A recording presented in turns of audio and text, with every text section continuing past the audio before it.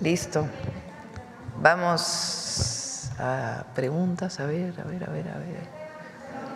aquí. Vamos acá. Gracias, Presidenta. Muy buenos días. Soy Rosia Jardines de W Radio y Grupo Teleurban. Preguntarle, Presidenta, en primer lugar, pues el día de ayer se dio a conocer esta detención de las 14 personas por el huachicol fiscal, entre ellos pues empresarios, los marinos, algunos en activo y algunos en retiro. Y pues comentó el fiscal general de la República, Presidenta, que el exsecretario de Marina había denunciado ya esta situación. Pues preguntarle cuál es la información que usted tiene respecto a las acciones que siguen, si se va a hacer pues la extinción de dominio, si ya se congelaron las cuentas de estas personas, y también saber por qué se actuó hasta apenas, Presidenta, por qué no fue en el sexenio anterior si el pues secretario ya había hecho estas denuncias. En primer lugar, estas detenciones que se anunciaron el día de ayer vienen de… Ya había habido denuncias, de acuerdo con el fiscal general de la República, por el propio secretario de la Marina, el almirante Ojeda. Estas detenciones vienen de un buque que fue investigado, un buque que llegó a Tampico y que reportaba que tenía una sustancia que no era combustible y se le permitía ingresar con un permiso que era temporal por el tipo de sustancia. Las importaciones en México, entre otras, tienen dos características en términos muy generales. Las que tienen permisos temporales, es decir, que viene una sustancia, aquí se hace algún agregado, algún valor agregado, algún procesamiento y después se exporta. Ese tipo de sustancias o de productos no pagan impuestos, como es el caso de los zapatos que recientemente dijimos. Zapatos que venían terminados y que tenían un permiso temporal, que venía de hace tiempo, no es reciente. Como un permiso temporal de un zapato terminado, si se va a vender en el mercado interno. Entonces, le daban la vuelta al pago de impuestos, por eso se llama huachicol fiscal, porque no pagaba impuestos, diciendo que era un tipo de sustancia que venía de manera temporal, que aquí se iba a procesar y después exportar a otro país, puede ser Estados Unidos o a otro país. Cuando llega este buque, a la hora de hacer la investigación, se dan cuenta que no es esta sustancia que están reportando, sino que tiene diésel. Y a partir de allí comienza toda la investigación. Una de las primeras acciones que tomamos cuando conocimos esto es que se prohibió el ingreso de esas sustancias de manera temporal y también de combustibles que también tenían un tipo de permiso temporal. Pero viene toda la investigación de la Fiscalía General de la República, apoyo de la Secretaría de Seguridad y Protección Ciudadana y de la propia Secretaría de Marina, porque esa aduana pues está administrada por algunos elementos de la Secretaría de Marina. Ahí viene toda la investigación. Lleva tiempo hacer estas investigaciones para poder tener las pruebas y judicializarlas. Aunque sea evidente el delito de que viene con un permiso que no es y con eso no se pagaba impuestos, de todas maneras la investigación de quién está involucrado, cómo están involucrados, no es algo que se pueda hacer en un día, lleva bastante tiempo. Entonces, de esta investigación y de las denuncias previas que ya se habían hecho, vienen estas detenciones. Son detenciones a empresarios involucrados porque lo que hacían era, entra el diésel, no paga impuestos y después lo venden. Al no pagar impuestos lo venden a las gasolineras o a otros proveedores de combustible, de flotillas o que tienen permisos y no reportan de dónde venía este combustible y tienen ganancias muy altas, dado que no pagan impuestos. La importación de combustible está permitida siempre y cuando tengan un permiso de Secretaría de Energía y paguen sus impuestos y tenga la ruta de hacia qué gasolinera se está vendiendo para poderla vender después al consumidor final. Entonces de ahí viene esta investigación y de ahí las detenciones. Y lo que es muy importante es el compromiso de cero impunidad. Cuando se encuentra una situación que es evidente, un entramado de corrupción y de ilícitos, pues lo que hay que hacer es cero impunidad y detener a todos aquellos que estén involucrados.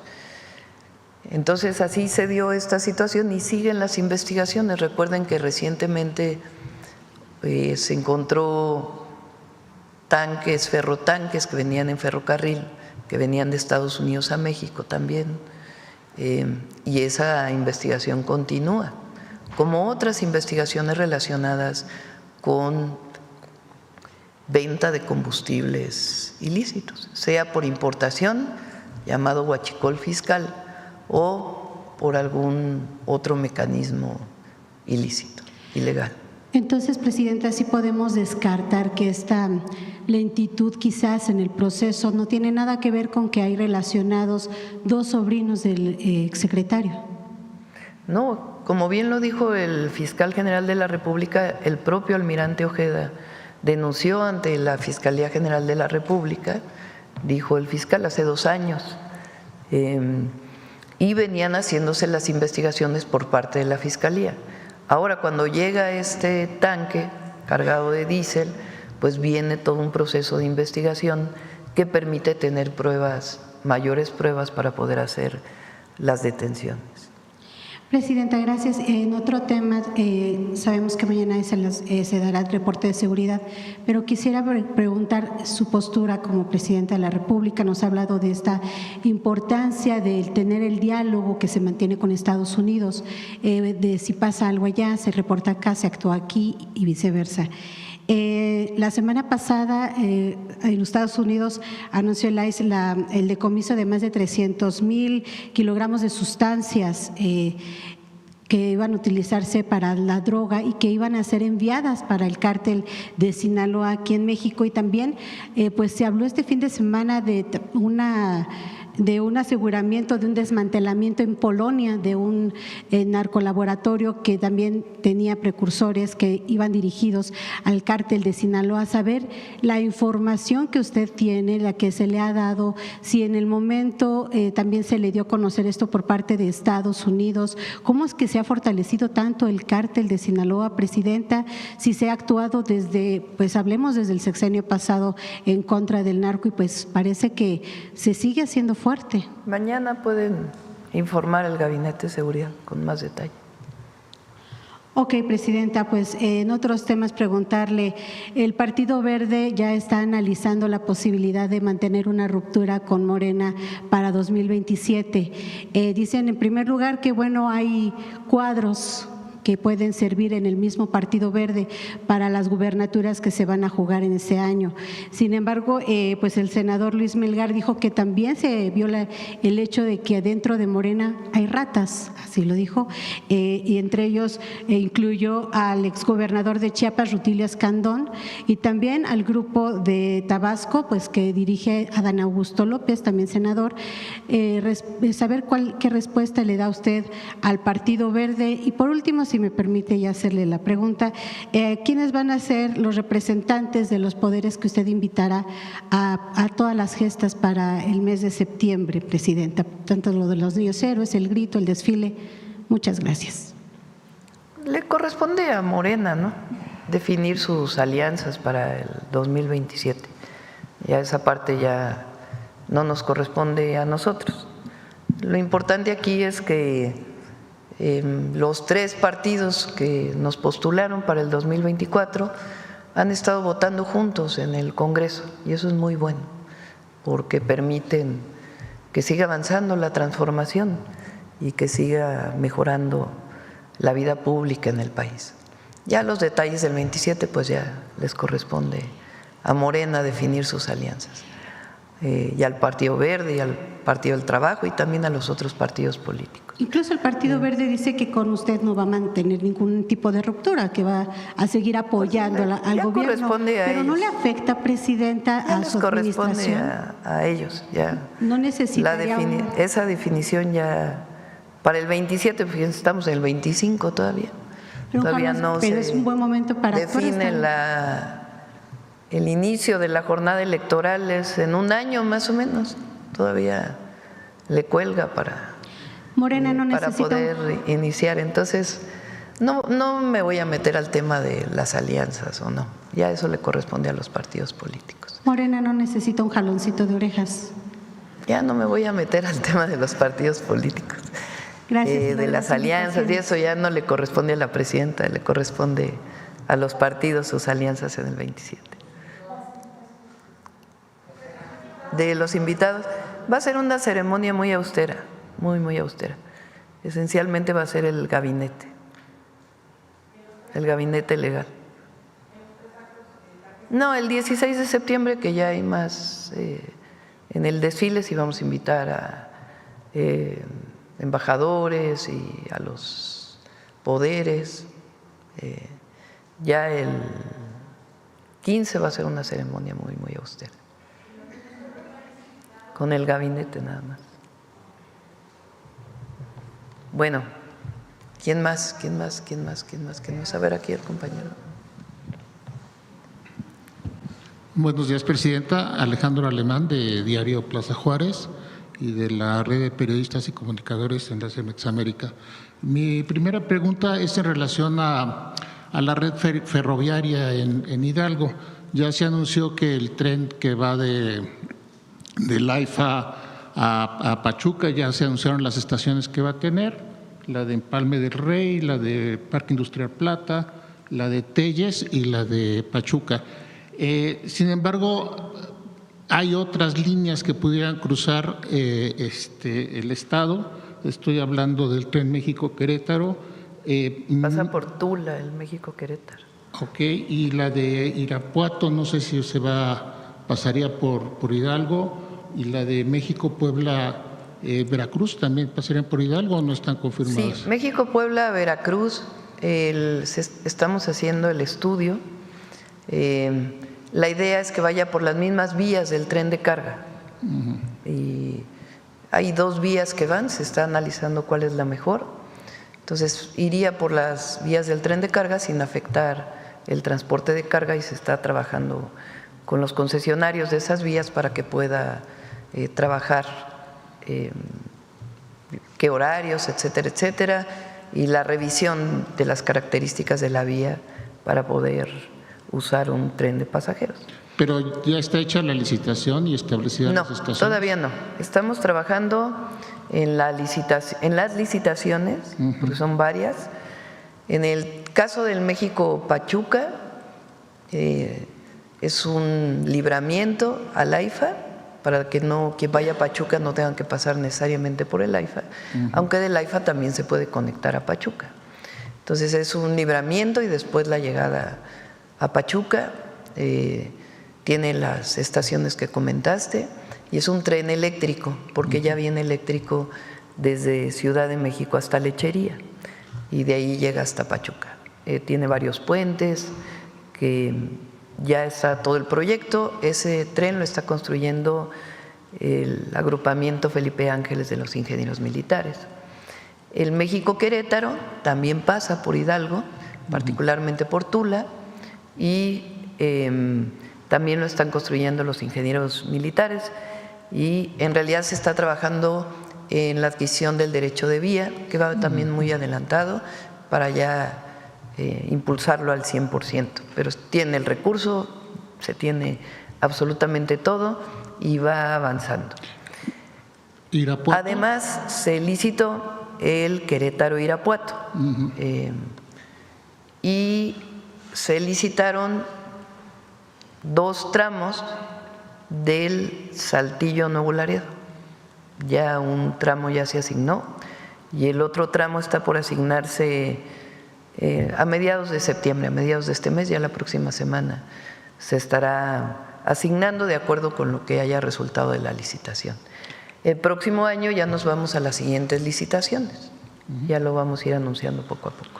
Una precisión nada más, el que va de Querétaro a Irapuato, ¿pasaría por el territorio hidalguense? ¿Tendría alguna estación o eso se está viendo?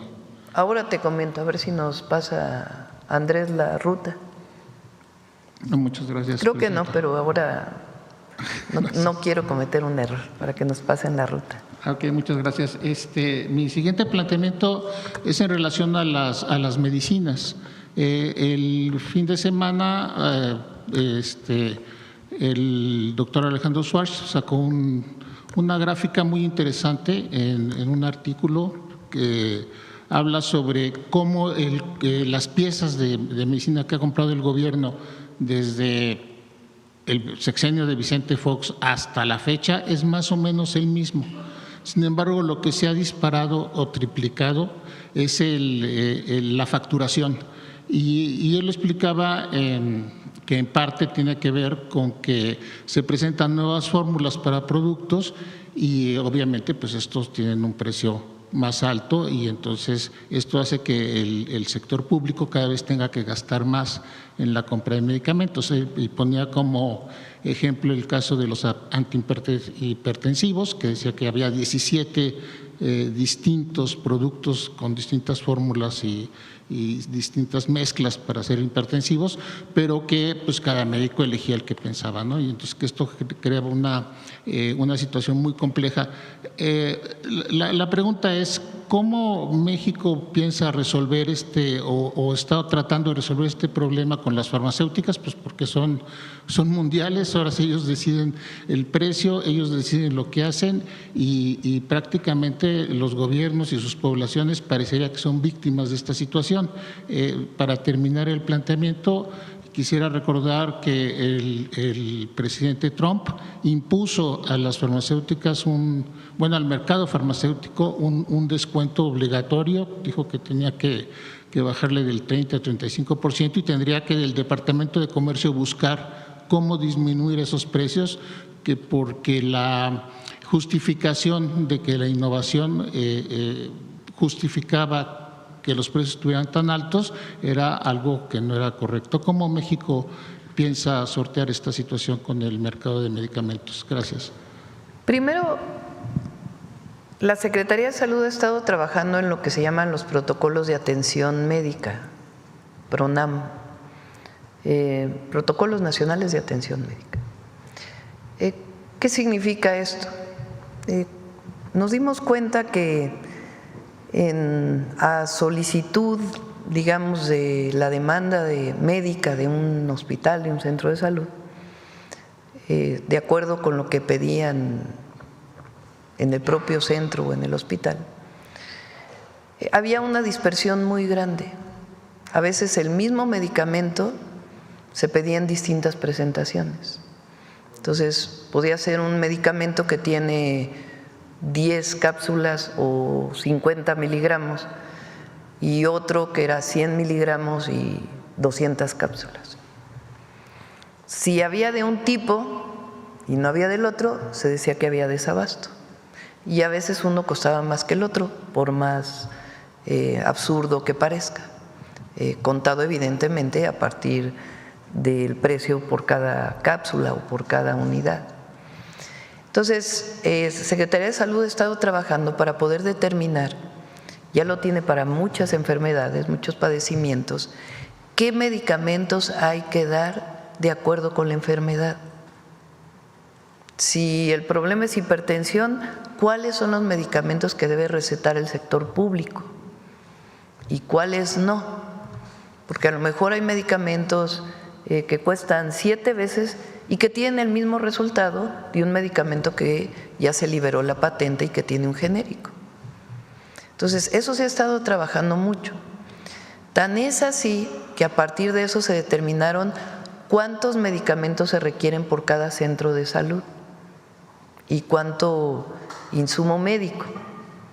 Por ejemplo, por los centros de salud, si mal no me equivoco, son como 700.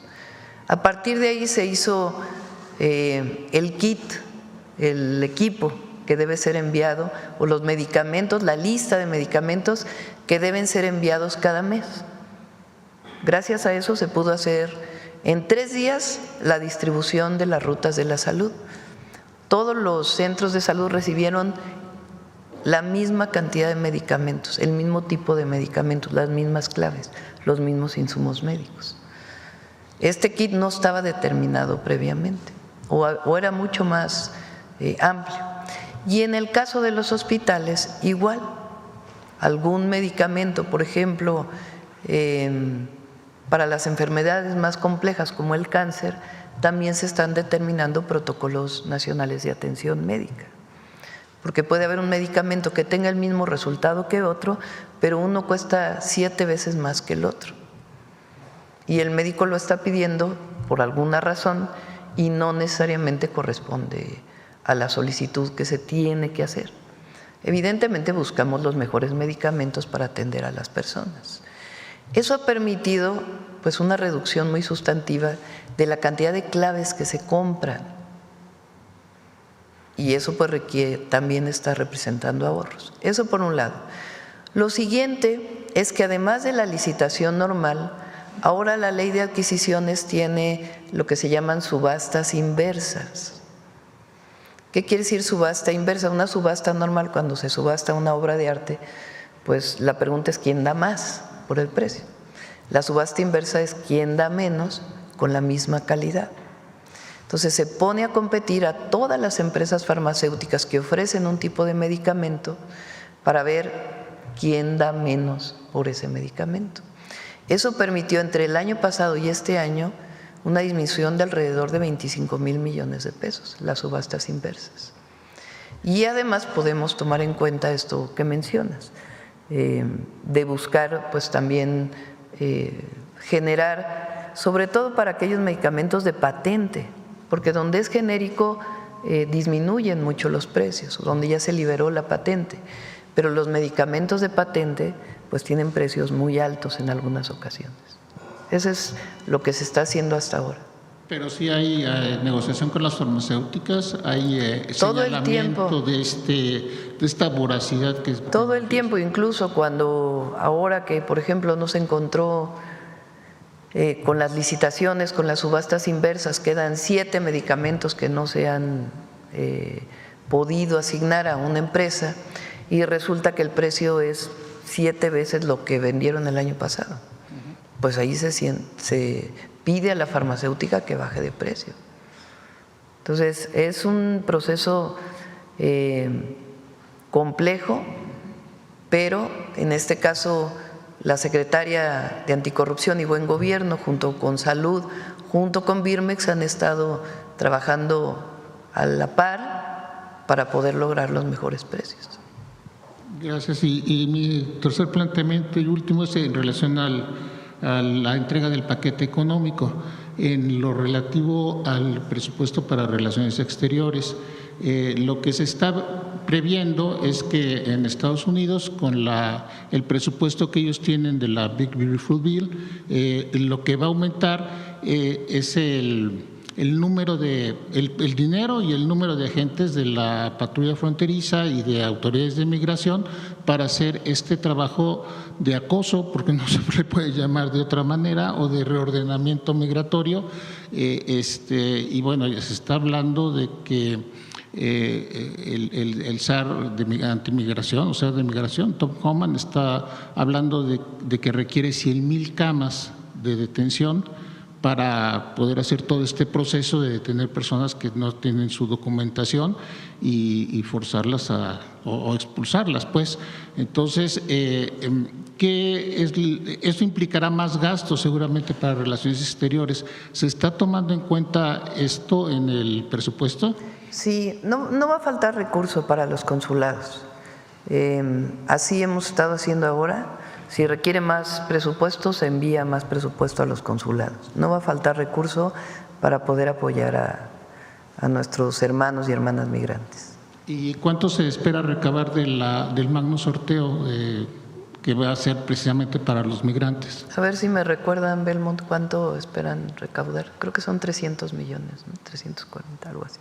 Sí, bueno, aquí el asunto que hace ver la diferencia entre la protección consular y los repatriados es que las cifras de la Secretaría de Gobernación, que ve el tema de repatriados, están hablando de más de 80,000 repatriados, en tanto que las cifras de la Cancillería de a cuántos mexicanos se les ha prestado atención consular, en su última conferencia de prensa hablaron de 13,000, es decir, hay un diferencial muy grande entre personas que son repatriadas que no pasan por la protección consular, y lo digo porque una persona que es repatriada es una persona que le quitan la vida, prácticamente su forma de vida, regresa. Todos los mexicanos y mexicanas que por alguna razón están siendo detenidos en Estados Unidos, algunos incluso con permisos que son detenidos, todos tienen derecho a la atención consular, todos. Hay algunos que la solicitan, hay algunos que no, y hay algunos que a lo mejor no tienen conocimiento. Para ello los consulados están haciendo una promoción dentro de los márgenes legales que se pueden en los Estados Unidos, informando del número de teléfono de los consulados. A ver si lo tienes por ahí, Belmont. Es un número al que pueden llamar 24 horas, 365 días, las 24 horas del día, 24/7 como se dice. La línea de apoyo está en Estados Unidos y también tiene un call center desde México que está apoyando, lo reforzamos. Y reforzamos también el portal de apoyo a nuestros connacionales allá para que tengan toda la información. Entonces, todos tienen derecho a solicitar. Por ejemplo, nos informaron que de la última redada son 23 mexicanos que fueron detenidos en Georgia, ¿no? En esta planta de automotriz.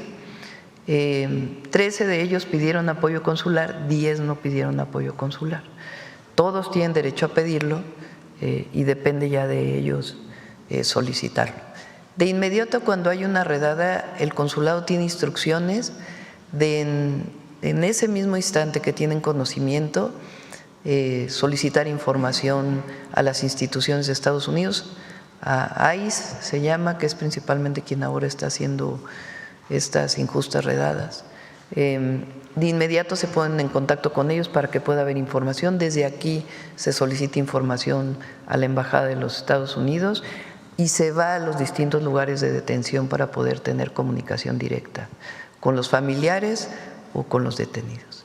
¿Hay algo que se está esperando para Chicago, que ya se anunció en la investida, que van a entrar a Chicago? Está ahí los consulados pues atentos y alertas para poder apoyar, y todos nuestros paisanos que utilicen este número si tienen algún problema o sencillamente para asesoría. Ahora te informo.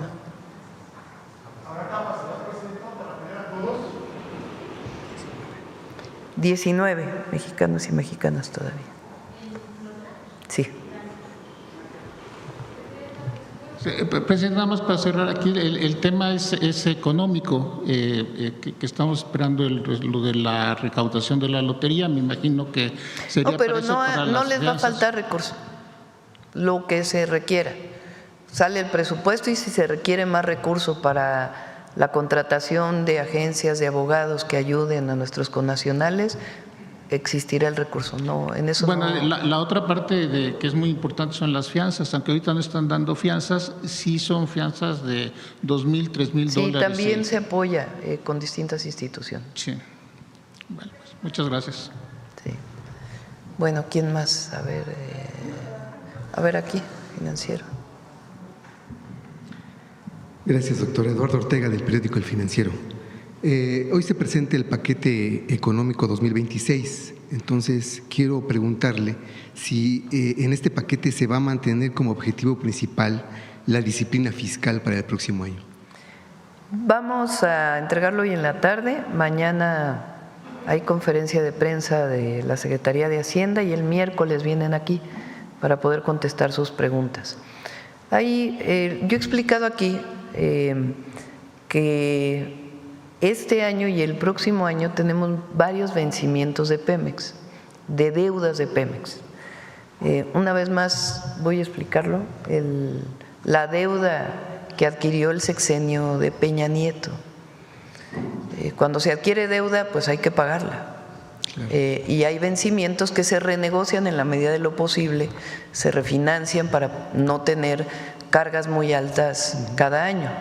Pero particularmente la carga de 2025 y de 2026 para pagar amortizaciones, intereses, etcétera, de Pemex, que está apoyando la Secretaría de Hacienda, son muy importantes. Como explicamos cuando se presentó el programa de Pemex, el objetivo es que en el 2027 ya no tengamos estas cargas y vamos a seguir renegociando esta deuda para poder apoyar las finanzas públicas. Pero esta deuda que pasó de 60,000 millones de dólares a 105,000 millones de dólares tiene vencimientos muy importantes en el 25, o tuvo ya en el 25, todavía una parte falta, y en el 26. Y esa es una parte que estamos explicando en el presupuesto de estos años. Sí. Pero si nos permiten, pues ya que lo explique, evidentemente buscamos el menor déficit posible y la consolidación mayor en ese sentido, pero tenemos estos temas en el 25 y en el 26 que se están atendiendo. Hay una muy buena respuesta de las calificadoras a estos temas o a este tema en particular. Y ya lo explicaría mañana en conferencia de prensa con mayor detalle Secretaría de Hacienda, y el miércoles vienen aquí para, si todavía quedan algunas dudas, poderlas contestar. Claro. Doctora, usted había mencionado que al parecer va a ser acompañado este paquete con una reforma aduanera. Sí. Entonces yo lo que quiero preguntarle, ¿qué proyección tiene usted de aumentar la recaudación fiscal con esta reforma? Muy importante, hay dos temas que nos van a ayudar mucho. Hay algunas modificaciones que estamos haciendo a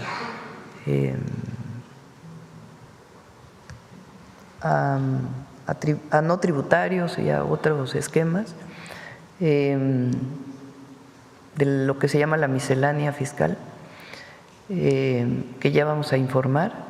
Y por otro lado, hay dos temas que nos van a ayudar con la recaudación el próximo año. Uno, varias modificaciones, algunas de ellas ya se hicieron y otras nuevas para disminuir todavía más la afectación por las factureras, facturas falsas que todavía siguen existiendo y que estamos poniendo muchos candados del SAT para evitar que haya estas facturas falsas. Además de que ahora pues ya es delito grave la factura falsa, la facturación falsa. Y lo segundo son las aduanas. Estos dos acciones nos van a permitir todavía disminuir la evasión fiscal y vienen ya en el presupuesto y se presenta la ley de aduanas conjuntamente. ¿No se tiene una cifra estimada? Sí, pero ya quiero que lo diga la Secretaría de Hacienda mañana en su conferencia. Okay. Y el miércoles ya vendrían aquí para contestar alguna otra duda. Claro. Por otra parte, la semana pasada también usted mencionaba, doctora, que los bancos ya no van a poder reducir las aportaciones del IPAB. No sé si existan otro tipo de medidas de este tipo que tenga contempladas en este paquete económico. De este tipo esencialmente es esa. Y vienen muchos temas en el paquete. ¿Nuevos impuestos? Varios. No.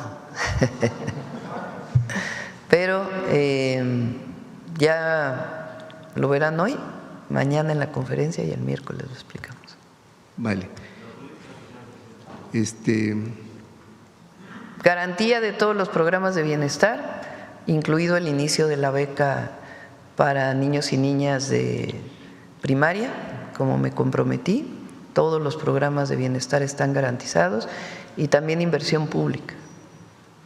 En ese sentido, doctora, ¿no existe preocupación en su gobierno que, no sé cuál es la expectativa de crecimiento que tengan, pero pues al parecer no es una gran expectativa de crecimiento de la economía.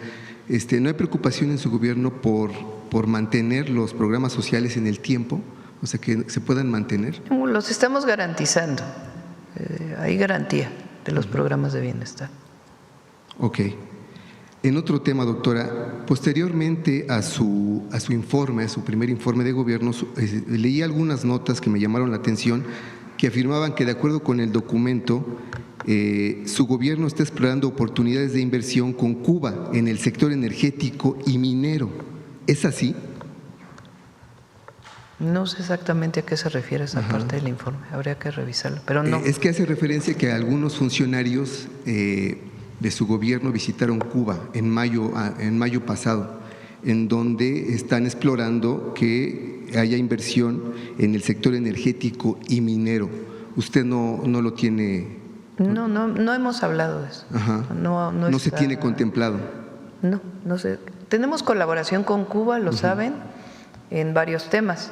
Los médicos cubanos que siguen aquí, vamos a seguir. Es un convenio establecido, tiene todo en regla y vamos a seguir con eso.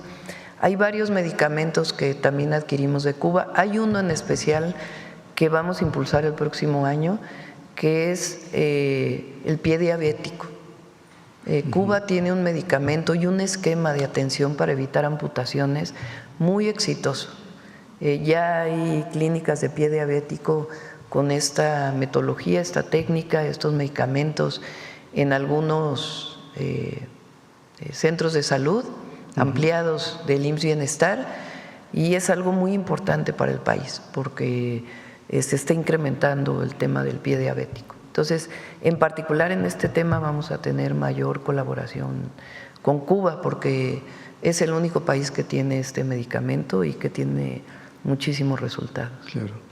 Con respecto al programa de los médicos, ¿cuánto se va a presupuestar para el siguiente año? Les informo posteriormente.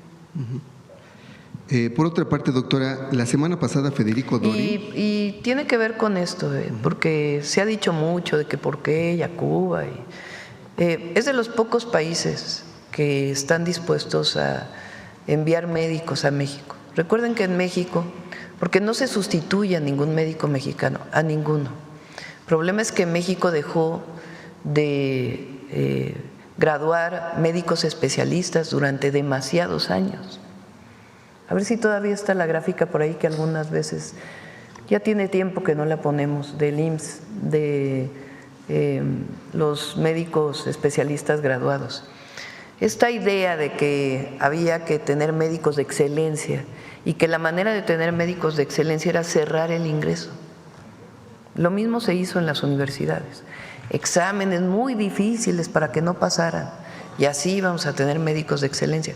Pues sí, el problema es que dejaron de graduarse médicos de excelencia y teníamos médicos generales que querían entrar a una especialidad y que no se les permitía entrar a una especialidad porque teníamos que ser muy estrictos en el ingreso, cosa que era absolutamente falsa. En realidad no había el interés de seguir apoyando a la educación pública.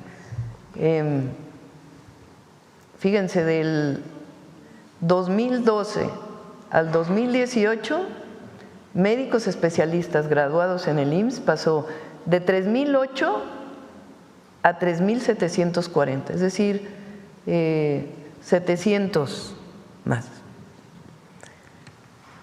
Del 2018 al 2025, más del doble, 7,427 graduados. Sencillamente por darle oportunidad a más graduados de medicina general que pudieran estudiar una especialidad y poderle dar la beca, que además es muy poca, para poder estudiar las especialidades. Entonces, esta situación hace que en muchos lugares no pueda haber médicos especialistas de las especialidades que se requieren. Entonces, por eso se contratan médicos de otros países del mundo y en particular Cuba es quien ha dicho yo puedo enviar médicos especialistas. Doctora, hay quienes dicen, no lo digo yo, hay quienes dicen que esto es para financiar a la, abro comillas, dictadura cubana, cierro comillas. Sí, pues eso no es así. Pueden decir lo que quieran, pero lo cierto es que están ayudando a los más pobres de nuestro país, que son médicos muy buenos, graduados y que están dispuestos a venir a México a los lugares más apartados, donde muchas veces médicos mexicanos tampoco quieren irse a la montaña de Guerrero o a otros lugares. Y nosotros tenemos la obligación de atender a todas y a todos, y se requieren médicos especialistas. En el momento que haya más médicos especialistas, que ya no se requiera el apoyo de los médicos cubanos, pues a lo mejor ya no se contratarán. Y si hay de otras nacionalidades que también quieran venir, bienvenidos a atender a los lugares más apartados del país, en donde se requieren médicos especialistas. Hay, por ejemplo, en el hospital de Tlapa Guerrero, al que fuimos hace muy poco, que se inauguró, faltan médicos especialistas. Ahora estamos haciendo un programa especial para que puedan ir 3 veces a la semana, por ejemplo, 3 días a la semana, aunque no vayan toda la semana. Pero tenemos que garantizar que los hospitales funcionen al 100 con los médicos que se requieren. Ok. Por otro lado, doctora, la semana pasada el diputado del PAN, Federico Dorin, denunció ante la Fiscalía General de la República a Andrés Manuel López Beltrán por huachicol y otros delitos. Pura politiquería. Eso es lo que le quería preguntar. Pura politiquería. De esto no, pero no sería necesario que se investigara también. Bueno, pues eso lo verá la Fiscalía, a mí no nos corresponde a nosotros. Pero es pura politiquería de uno de los personajes conocidos por su corrupción, quien hace la denuncia. Usted mencionaba… Y un día les platico, porque yo fui jefa de gobierno, les podemos platicar. Usted mencionaba que en el tema del huachicol iba a haber cero impunidad, va a haber cero impunidad, Cero tope hasta impunidad. donde tope. Tope hasta donde tope. Estas detenciones que hizo la Fiscalía General con apoyo de la propia Secretaría de Marina, de la Secretaría de Seguridad y Protección Ciudadana, las investigaciones que se hicieron, pues lo muestran. Ahí donde hay involucramiento de un funcionario, cero impunidad. Nosotros dijimos cero impunidad a la corrupción. Y esta es una muestra de ello.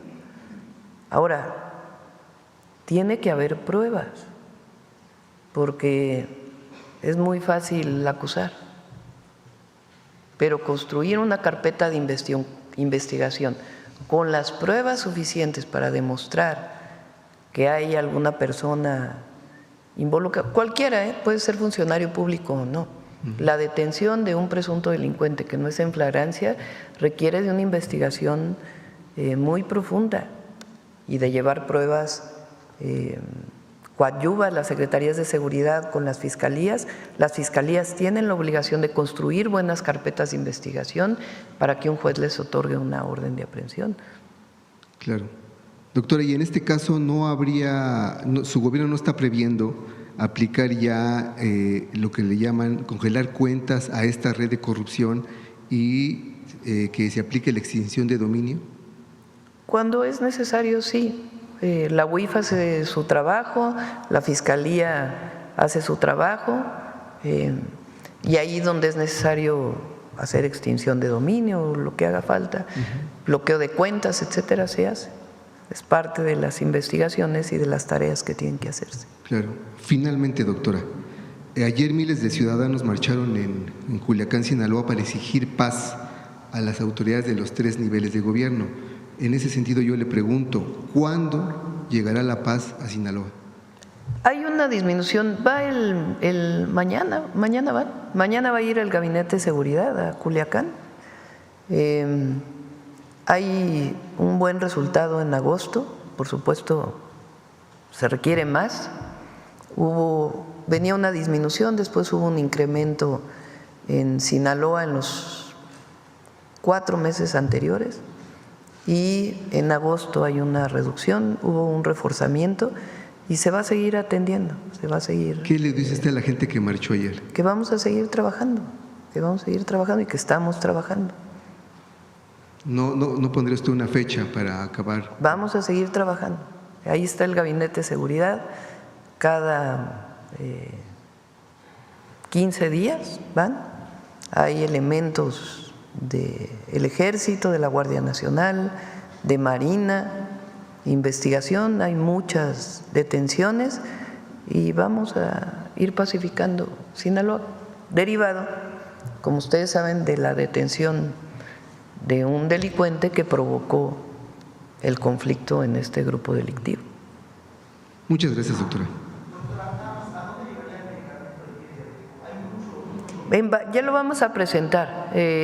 La idea es el próximo año ir ampliando las clínicas de pie diabético en el país, en distintos lugares. Es muy importante y es una técnica, una metodología y un medicamento o medicamentos que ha desarrollado Cuba que no tiene ningún otro país. Sí. Le decimos la próxima vez a Salud que puedan presentar esto, a Alejandro Schwartz. Bueno, vamos a ver por acá. A ver, aquí la compañera. Gracias, buenos días, presidenta Eunice Cruz de NX Noticias. Pues preguntar cuál es el balance después del primer fin de semana de gira que estuvo muy bueno. en los estados. Agradecer a todas y a todos. Estuvimos el viernes, fíjense que fuimos a varios estados gobernados por partidos que no son ni Morena, ni el Verde, ni el PT, por el PRIAN, y nos fue muy bien. Estuvimos en Guanajuato, estuvimos en Aguascalientes. Agradezco a las gobernadoras de Guanajuato y Aguascalientes porque fue una muy buena recepción y estamos trabajando además de manera coordinada, como debe ser, independientemente del partido del que provenimos. Es muy importante la coordinación. Fueron muy buenos eventos. Después fuimos a Zacatecas. El primer día fue Guanajuato, Aguascalientes, Zacatecas. El siguiente día fue Durango, Sonora y Nuevo León. Bueno, también Nuevo León, gobernado por Samuel García. También muy buena coordinación. La macroplaza llenísima, muy bonito.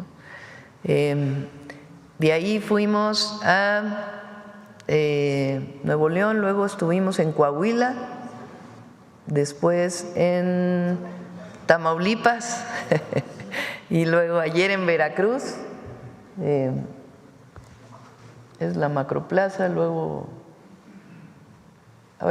ese es Tamaulipas, este es Durango. No, Coahuila, este es Coahuila. Este es Veracruz, ahí en el estadio de béisbol. Zacatecas, es cuando íbamos llegando, que ya se oscureció, pero estaba llena la plaza también. Fueron, en total, este es Guanajuato, ¿no? Aguascalientes, no, es Guanajuato. Presidenta, ¿y en total como cuántas fueron alrededor de 130,000 personas juntando todos los eventos. Y lo que hacemos es que pues damos un informe general, luego informamos de cuántas personas reciben los programas de bienestar, los nuevos programas de bienestar, los beneficiarios de Infonavit, de Fobiste, cuántas viviendas vamos a construir en cada entidad y las obras que ya iniciaron o que vamos a iniciar en el próximo año en cada entidad de la República. Gracias, buenos días, presidenta. Arturo Pavón del Chapucero y Efecto Colateral. Preguntarle de Profeco si nos puede dar un panorama sobre si hay obligación de los padres de familia de la compra del uniforme. Lo comento porque pues nos han denunciado de una escuela de bachillerato tecnológico que está en Iztacalco, una escuela, un centro multimodal de actividades de ciencias del mar, donde pues ya les pasaron un volante para decirles que tienen que estar uniformados a partir del 17 de septiembre. Es un un uniforme que nada tiene que ver con las actividades que son pues tecnológicas, pero son uniformes de gala, deportivos, que bueno, sí llevan deportes, pero están en un precio de 900 pesos el de deportes y el de gala también 900. Está en 1,800 y luego les dicen que por gestión de la misma dirección y los padres de familia lo dejan en una oferta de 1,300 pesos el paquete. Entonces, saber si es obligatorio, y también les están pasando un papelito muy curioso sin ninguna identificación, donde dicen que tienen que depositar ahí su inscripción, pero en bachillerato está prohibida la cuota de inscripción. Si nos podrían dar un panorama, por favor. Gracias. Con mucho gusto. Perdón, nada más la pregunta, ¿es una escuela privada o es pública? No, es pública. Con muchísimo gusto, si me da la información, lo revisamos incluso con la SEP, con quien también tenemos la vinculación para revisar este tipo de cosas. No hemos tenido quejas radicadas ni de incremento de precios, sí vimos algunas notas, pero como lo informamos aquí y también ya dimos a conocer los resultados de todo el operativo que realizamos para el seguimiento tanto de comportamiento comercial como de quejas, en realidad no tenemos quejas radicadas sobre incrementos o sobre algún tema en particular sobre útiles y uniformes escolares. Solamente estuvimos recogiendo información de redes sociales y dándole respuesta a las personas consumidoras a través de esas mismas vías. Pero si usted nos pasa la información precisa de esta escuela, con muchísimo gusto nos sentamos con CEP y lo revisamos. Sí, muchas gracias. Gracias. No debería ser. Ajá. No debería. Sí, nos pasaron el dato los padres de familia y por eso lo quisimos traer aquí. Por otro lado, en el tema de Sinaloa, también sabemos que es cuestión de cultura, de lo que se va a valer, digamos, para poder resolver muchos de los asuntos que hay allá en Sinaloa, entre lo que es el arte, la ciencia y pues vaya, lo que es la educación, la academia. Y pues hemos sabido que ya el gobernador y también el rector de la Universidad Autónoma de Sinaloa, pues han hecho convenios para, a través de la cultura, del arte y de la academia, pues mejorar la calidad de vida y sobre todo la productividad. Tiene grandes retos Sinaloa, pero esto es muy importante, este tipo de convenios entre lo que es la academia, las autoridades de educación y el gobierno. ¿Qué opinión tiene de eso, presidenta? Sí, Sinaloa este año que pasó tuvo no solamente el problema de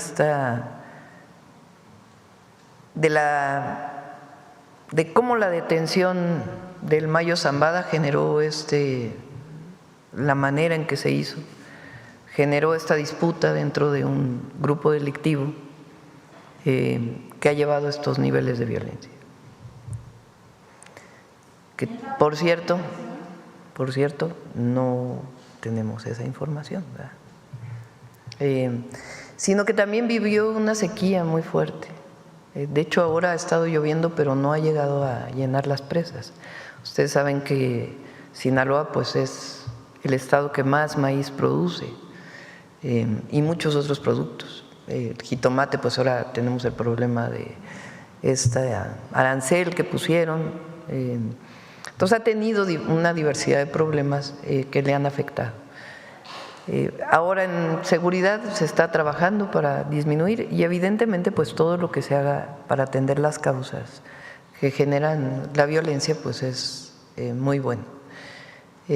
Y ahora pues por lo menos este año hay menos sequía y la producción va a ser mayor.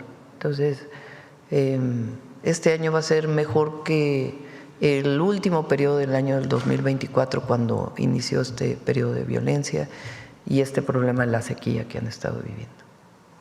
Este convenio entre el rector Jesús Medueñas con el gobernador parece que va hacia buen puerto. Ojalá que tenga sí también el apoyo del gobierno federal. Y por otro lado, ya para finalizar, en cuestión del bienestar, nos reportan desde Guadalajara que tienen pocos cajeros y que pues la mayoría del tiempo están descompuestos o están fuera de servicio o en mantenimiento. Nos pasan el reporte de que hay personas mayores, ya mujeres también pensionadas, que no han podido sacar su dinero. Les Lo cuesta mucho revisamos de trabajo a inmediato. algunos. Hablamos Tenemos el con dato Banco de también. Bienestar hoy, lo revisamos y les damos el reporte. Gracias, sería todo. Gracias. ¿Quién más por acá? A ver, compañero. Atrás y luego adelante, si quieres parar. Gracias, presidenta. Buenos días. Mi nombre es Héctor Latempa, de Puntos Suspensivos Radio, Puntos Suspensivos Comunicación. Agradezco que me dé la palabra. Digo, no reproche, pero ya llevaba un poquito más de 3 meses de no poder participar. Pero gracias. Señora presidenta, me permito dar voz al siguiente reporte ciudadano urgente desde el estado de Chihuahua, que clama por justicia, seguridad y atención del gobierno de México. Y la razón de traer este asunto, que en apariencia es local, hasta esta conferencia del pueblo, es doble. Uno, porque la seguridad pública es un derecho humano fundamental reconocido por la Constitución y una obligación concurrente entre los 3 niveles de gobierno. Y 2, porque ya existe un patrón nacional documentado en otros estados, donde costosos sistemas de videovigilancia y supuestas certificaciones internacionales no se traducen en prevención ni sanción efectiva del delito, a pesar de recibir recursos federales o fondos con reglas de operación supervisadas por la Federación. Entre febrero y julio de este año, un ciudadano de Chihuahua capital ha reportado por lo menos 10 veces al 911 la realización de arrancones y carreteras clandestinas en la avenida Guillermo Prieto Luján, a la altura de Olivos, de Catargo, Hierro, Berilío y Centinela. ¿En la ciudad de Chihuahua? ¿O en Así dónde? es. Bueno, pues ahí sí el alcalde, ¿no? Policía municipal y estatal certificada por la CALEA y supuestos sistemas de vigilancia de última generación. Aquí tengo los folios y fechas registrados. En todos los casos, 0 detenidos, 0 sanciones y 0 prevención del delito. Presidenta, no es un hecho aislado. Aquí en la propia conferencia del pueblo, usted ya ha abordado denuncias similares sobre contratos millonarios en seguridad tecnológica, como en Guanajuato y Querétaro, que no han reducido la violencia. Usted misma señaló que no es solo tener cámaras, sino saber cómo se usan y garantizar que los recursos no se malutilicen. En Chihuahua se observa un fenómeno similar al de otros estados, una inversión considerable en tecnología de seguridad que en la práctica no parece estar cumpliendo con el objetivo de prevenir el delito ni proteger a la ciudadanía. Consideramos importante traerlo a su atención porque si estos sistemas han contado parcial o totalmente con recursos federales, sería valioso que bajo su liderazgo se evaluara su efectividad y se asegurara que cada peso invertido cumpla su propósito esencial, cuidar la vida y la integridad de las personas. Por ello solicitamos que, de ser posible, la Secretaría de Seguridad y Protección Ciudadana y la Auditoría Superior de la Federación revisen si el escudo Centinela recibió recursos federales y, de ser así, evalúen su uso y resultados. También que se investigue la inacción reiterada de las autoridades municipales y estatales de Chihuahua frente a estos reportes documentados. Que se establezca un mecanismo federal de evaluación de impacto real de la tecnología de seguridad para que no sea un negocio de contratistas, sino una herramienta al servicio de la vida. Presidenta, porque la vida de un niño cruzando la calle en Chihuahua vale lo mismo que la de un niño en Iztapalapa o en Tapachula. Traemos este caso a su atención. La cuarta transformación, para ser verdadera, debe llegar a cada calle, a cada cámara, para que la justicia no dependa del código postal. Gracias, presidenta. Bueno, hay que decir también que hay responsabilidades, ¿no? Evidentemente uno no tiene que atender todo y buscar gestionar y ayudar y coordinarse para que en todos los lugares de la República haya seguridad, paz y no haya esta situación. Pero hay alcaldes, hay alcaldesas, hay gobernadores, gobernadoras, para atender también los temas. Entonces, en particular, esto que dices de Chihuahua, pues pasamos el reporte, sobre todo a Marcela Figueroa, quien lleva desde el sistema de seguridad Ahora, uno de los acuerdos que tomamos la reunión de seguridad con los gobernadores fue el establecer protocolos para los C5, C4, C3 que haya en los estados.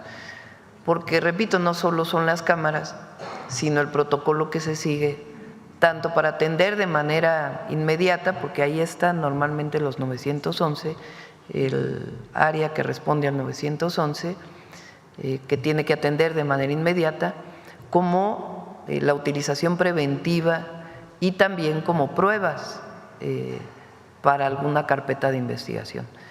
Hay un área que es Plataforma México que está trabajando en eso en todos los centros de vigilancia de todo el país.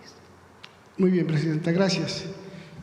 También, Presidenta, le presento un caso que, aunque sucede en Saltillo, Coahuila, es un reflejo de problemas que afectan en todo el país: la corrupción urbanística, el crecimiento sin planeación y la omisión institucional que pone en riesgo vidas. Al parecer, el día de ayer o sábado, ayer o el sábado, no recuerdo, ahora que estuve ahí en Saltillo, se acercaron con usted precisamente, ya cuando iba de regreso en su camioneta, una de las denunciantes, que voy a omitir su nombre, pero ayer al parecer le dieron a conocer esta denuncia. De todos modos la quiero hacer aquí pública. Desde la tormenta Hanna, el 26 de julio de 2020, más de 200 familias del norte de Saltillo, en colonias como El Campanario, viven con miedo cada vez que llueve. Ese día muchas tuvieron que subir a los techos con sus hijos para no morir ahogadas. Lo más grave es que la tragedia fue provocada por decisiones humanas. Los cauces naturales de los arroyos, el 12 y el 4, fueron desviados hacia zonas habitacionales, sin estudios hidrológicos, sin permisos de Conagua y sin evaluar riesgos. Documentos oficiales como el oficio BOO 811-0697 del 2020 confirman que se alteraron los trazos de los arroyos ilegalmente. El entonces alcalde, hoy gobernador, Manolo Jiménez, y su director de Obras Públicas tienen vínculos con las constructoras responsables. Además, el agua fue desviada para proteger fraccionamientos privados donde tenían intereses familiares. A 5 años no existe una obra integral de protección. El estudio hidrológico del arroyo el 12 no se ha terminado y el proyecto para el arroyo 4 está programado para el 2026, sin estudio de impacto ambiental. Traigo este caso a nivel federal porque involucra derechos humanos, dictámenes de una independencia federal y un patrón de corrupción que podría repetirse en otras ciudades. La justicia y la seguridad no deben depender del código postal. Solicitamos que el gobierno federal asuma la canalización integral de los arroyos el 12 y el 4, que Segov y la Consejería Jurídica le den audiencia urgente, que se investigue a fondo a quienes autorizaron construcciones ilegales sobre esos sauces. Presidenta, las familias no piden privilegios, piden vivir sin miedo. Su casa debe ser refugio, no amenaza. Confiamos en que su gobierno encauce no solo el agua, sino también la esperanza. Gracias, Presidenta. Lo vemos, si no lo pasas, lo vemos con… Sí, tengo toda la información. Y ya nada más por último, Presidenta. Acudo con respeto y buscando claridad, no confrontación. Recientemente, en el programa Negocios TV en España, el doctor Alfredo Jalife Rame afirmó que los puertos de Veracruz y Lázaro Cárdenas habrían sido entregados a la empresa BlackRock y que esta firma sería quien salvaría con sus dólares a Pemex, sugiriendo una posible dependencia financiera del Gobierno de México hacia esta corporación. Sabemos que la Cuarta Transformación defiende la soberanía energética, portuaria y estratégica de la nación. Por eso, sin demeritar la trayectoria del doctor Jalife, deseo conocer su opinión sobre estas afirmaciones. Son falsas. Que han despertado inquietud precisamente entre quienes defendemos este patrimonio público. Son falsas. Entendemos, Presidenta, que puede… Son falsas. Entonces ya… Es mentira. Son falsas. Es mentira entonces lo que dicen. Es falso. Ok, gracias, Presidenta. Hay algunas… inversiones, los puertos los administra la Secretaría de Marina. Los puertos tienen una parte de inversión pública muy importante y hay otra parte que administran empresas privadas. Se da el permiso para que puedan operar desde hace mucho tiempo. Hay empresas privadas que tienen pues sus grúas y que operan los puertos del país. Algunas de ellas tienen alguna relación con un con un fondo internacional desde hace mucho tiempo, pero eso no tiene nada que ver con Pemex, absolutamente nada. A ver aquí. Buenos días, Presidenta. Buenos días a todos. Julián Mazoy, de SDP Noticias. Pues, Presidenta, sobre su gira hubo declaraciones que me llamaron mucho la atención y a todos los medios de comunicación también por parte de gobernadores de la oposición. Usted dijo del PRIAN, el gobernador de Durango diciendo textualmente soy claudista, el de Coahuila diciendo viva la presidenta, el de Nuevo León diciendo me siento orgulloso de tener una presidenta como usted. ¿Cómo interpreta usted esta serie de declaraciones? En el contexto principalmente de que el presidente del PRI estaba el fin de semana en Washington diciendo que su gobierno tiene vínculos al narcotráfico, no sé qué tanto, y ahora los grandes representantes del PRIismo pues se declaran claudistas. Pues fíjense que sí llama la atención que el presidente del PRI, con esta actitud tan violenta, haga declaraciones que la verdad no, solamente él se escucha a sí mismo, porque no creo que muchos lo escuchen, y hable mal del gobierno de México. Es más, vaya a Estados Unidos a pedir la intervención de Estados Unidos en México. O sea, más vendepatrias no puede haber.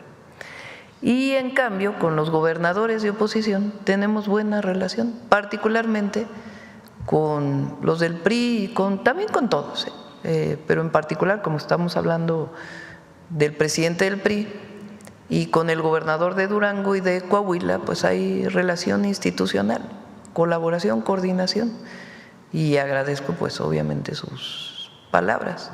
Pero sobre todo lo más importante es que gobernamos a los habitantes de Durango, de Coahuila juntos, ellos como gobernadores y en mi caso como presidenta. Y tiene que haber coordinación y colaboración, y cuando hay elecciones pues ya los partidos hacen su trabajo y los candidatos o candidatas. Pero hay muy buena coordinación y colaboración y hay un reconocimiento del trabajo del gobierno de México. Entonces, pues, quién sabe qué esté pasando ahí, ¿verdad? Dentro del PRI o del PRIAN, porque también con las gobernadoras de Aguascalientes y de Guanajuato, el de Querétaro, hay buena relación, se trabaja conjuntamente, institucional, como debe de ser. Pero, pues, el presidente del PAN, el mayor exponente del cártel inmobiliario, pues no habla bien del gobierno. Entonces, pues sí, llama la atención. Presidenta, algo más que me llama la atención dentro de la lista de gobernadoras que usted acaba de mencionar hace unos segundos, no mencionó a la gobernadora de Chihuahua. Ah, bueno, porque no hemos ido a Chihuahua. Curiosamente, pero vamos a ir ya pronto a Chihuahua. En Durango, Sonora, Nuevo León, Tamaulipas, y el único que faltó de la región fue Chihuahua. ¿Hubo algún motivo en particular? No, vamos a regresar. Es el diseño de las giras, como lo hacemos, pero vamos a ir a las 32 entidades. Muy bien, Presidenta. Sobre el propio tema también de la misma gira que está usted encabezando, pues varios de los estados que visitó, estoy pensando particularmente en Nuevo León, uno de los estados más importantes en relación al PIB, por ejemplo, tienen elecciones en el 2027. ¿Usted con estas giras de alguna manera está retomando o haciendo valer el consejo de Andrés Manuel de tener contacto directo con el pueblo por parte de quienes gobiernan? ¿Hay algún consejo a los aspirantes de Nuevo León, por ejemplo, hacia las elecciones eso es otra cosa? Lo que sí es que todo aquel que se dedique a la política es con la gente, no en las cúpulas, sino con el pueblo. Eso es lo más importante. Y más si son de nuestro movimiento. Muy bien, Presidenta. También sobre otro estado que visitó usted, Sonora, me llamó la atención dentro del discurso que usted dio, lo propio que dijo el gobernador, destaca la cantidad de becas que se han dado en ese estado, los números son brutales, más de 515,000 becas que usted habla ahí en su discurso, un montón de ellas a primaria, secundaria, universidad, y esto contrasta con, pues, un poco volver a hacer la reflexión en torno a aquellos que hablan de que las becas debieran de ser meritocráticas y ser dadas a aquellos que se sacan mejores calificaciones o a aquellos que las merecen en lugar de ser concebidas como un derecho, Presidenta. Hay esta idea de que desde primaria, por supuesto que, a ver, todas las niñas y niños deben hacer su esfuerzo en la escuela. Hay una parte de esfuerzo individual que es fundamental, y en la colectividad el maestro, la maestra, pues tiene que promover que todos los estudiantes tengan el amor por el estudio y por todas las materias que se llevan en la escuela.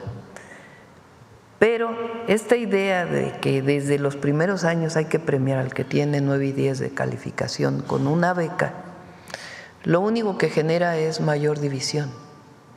Los que tienen beca, los que no tienen beca. Los que tienen talento, los que no tienen talento. Y lo que deben buscar los gobiernos es la igualdad, la equidad. No se puede calificar igual a un niño o una niña que no llegó desayunado a la escuela que quien llegó desayunado a la escuela. A un niño o una niña que tiene problemas en su casa con quien no tiene problemas. A un niño o una niña que solamente está la madre, por ejemplo, cuidando, una madre soltera, como se llama, o madre trabajadora, que cuando los dos aportan económicamente o en términos del hogar. Entonces, nuestra visión es que todos deben tener lo mínimo indispensable para ir a la escuela. Entonces, la beca tiene que ver con uniformes, útiles, el apoyo alimenticio, lo mínimo indispensable para ir a la escuela. De tal manera que emparejes.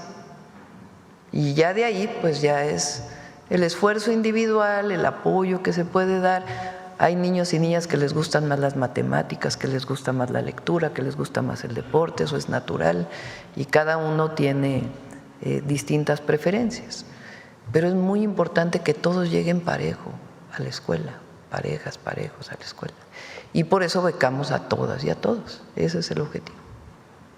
Presidenta, me surge otra pregunta de seguimiento a la primera que hice, quizás si la debía haber hecho antes. Gobierna el PRI en Durango y en Coahuila, como usted lo dijo, pero viendo esas declaraciones de los gobernadores, ¿diría usted que gobierna la Cuarta Transformación a través de algún otro partido o no los identifica con la Cuarta Transformación? Cada uno tiene su visión. Nos coordinamos institucionalmente, pero cada uno tiene su visión. Y hay diferencias cuando gobierna un partido político de cuando gobierna otro. Tiene que haber buenos gobernantes en todos los casos, ¿verdad? Pero hay diferencias, hay visiones. Entonces, hay una visión que es de la Cuarta Transformación y visiones distintas, pero hay coordinación institucional y el gobierno de la República busca apoyar a todos los habitantes de todas las entidades de la República. Evidentemente, pues en la coordinación con los gobernadores. Hacemos obras de agua, carreteras, trenes, y eso ayuda al desarrollo del Estado. Pero evidentemente, si vienes de uno o de otro partido político, pues tienes una visión distinta. Otra pregunta de un último tema, Presidenta, otro por completo.